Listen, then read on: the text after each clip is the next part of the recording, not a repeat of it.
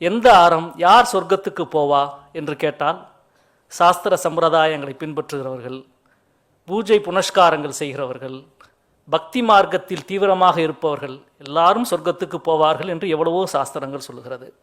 தமிழனுடைய ஒரு அறிவு சொத்தான சிறுபஞ்ச மூலம் சொல்லுகிறது 5 செயல்கள் செய்பவன் சொர்க்கத்துக்கு போவான் என்று சொல்லுகிறது.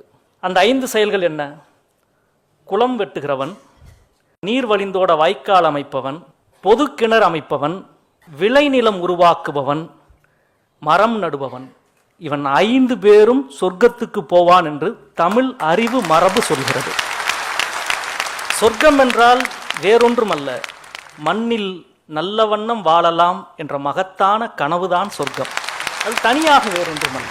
இந்த மண்ணில் நல்ல வண்ணம் வாழ்வதற்கு இவையெல்லாம் இருந்தால் வாழலாம். ஆனால் ஆச்சரியமான ஒரு விஷயம், இந்த 5ஐயும் செய்தால்